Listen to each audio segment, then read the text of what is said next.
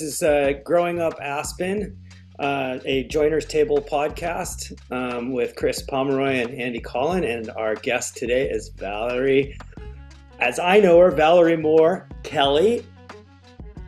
Well, one of the things that I remember really amazing about your family house was there was a group of folks that at that time got into making their own place.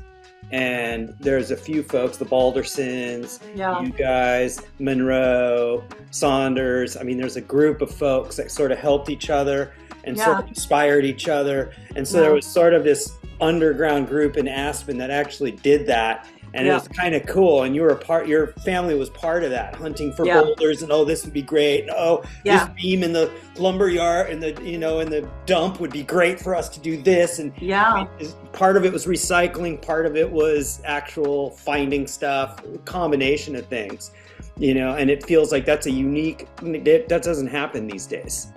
That's true. And even back then, I think that, there were probably people who didn't appreciate, for example, my dad tore down some really old historic buildings. Like he tore them down beam by beam, and he used those, like the stable where I had my horses on McLean Flats, was the big trusses in there I think they were from the Coke lumber building. I might have that wrong, but I think that's where they came from. And he tore down, pretty cool stuff and a lot of railroad ties. Like he went and harvested the old railroad ties, and those were the posts in the house. Wow. And the barn wood on the ceilings were just these beautiful big planks.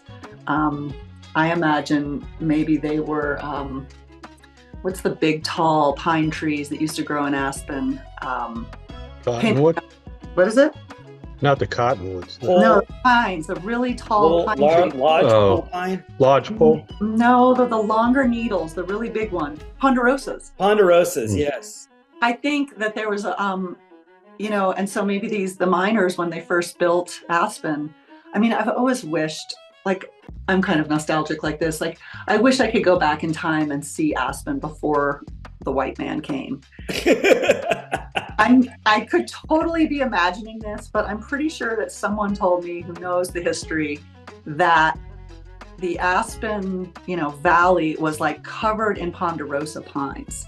Wow. Which, if you've ever been in a ponderosa forest, like a big mature ponderosa forest, they're so beautiful. Like those trees, I just love big trees, and like old big trees is so special. So there's also a big smell. They put out a lot of that pine scent smell, Yeah.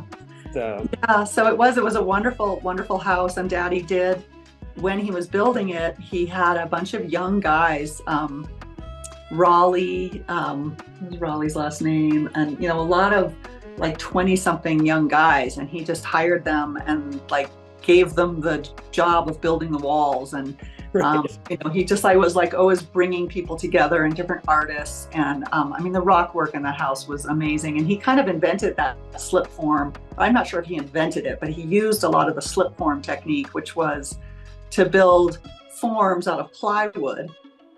And then you would just, drop some cement in there and then place a big stone. And he harvested most of them from Red Butte. And then, some more cement. And the wooden forms would hold it all together. And he'd put a piece of like 2-inch styrofoam board in there as insulation. And, so that's how most of the walls were built. Our family home, my parents, kind of came from, they were both born in England. It was kind of a tradition in their heritage to name your home. So our home was called Gully's End. That's awesome. It was right at the bottom of the gully, right at the bottom of Whitehorse Springs Gully, which is, Whitehorse Springs is the water.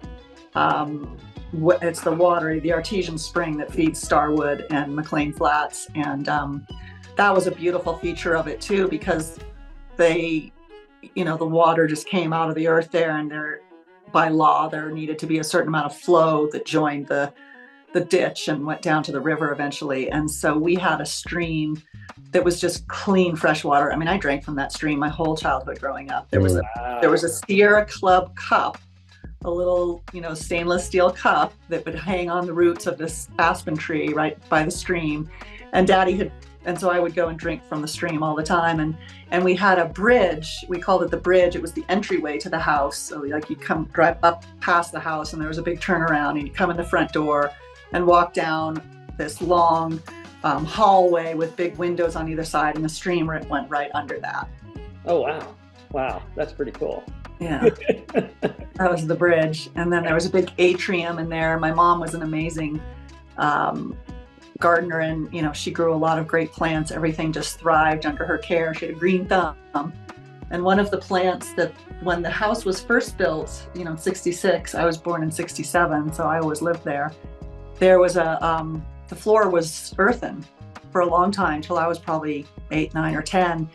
And then one of the plants that they had brought in was a bougainvillea, and all the iron railings. So the atrium was this big open 2-story, basically like open garden, with the glass ceiling, and all the rooms, the dining room looked down into it, the living room looked down into it, and then you kind of the hallways outside some of the bedrooms, and then off of the atrium on the bottom floor were more bedrooms and the recreation room. And when they went to pave that floor finally, they went to pick up the pot and move the bougainvillea, but the roots had grown down into the ground. Uh-huh. Oh, no. Those are such cool plants too. So cool. My mom had a thing for bougainvilleas too. Yeah. A lot of aphids though. I'm sure I was exposed to some serious stuff. Yeah. chemicals. Yeah. My mom was spraying those aphids. I remember the soap spray and the. Yeah, that's right. That's right. Yep. Thanks for listening. The authors of Growing Up Aspen would like to thank you, and would like to also thank the Aspen Times and the Aspen Daily News for giving us materials for our book, Growing Up Aspen, Adventures of the Unsupervised, which you can get at twistandturnpress.com and any local bookstore. Thanks.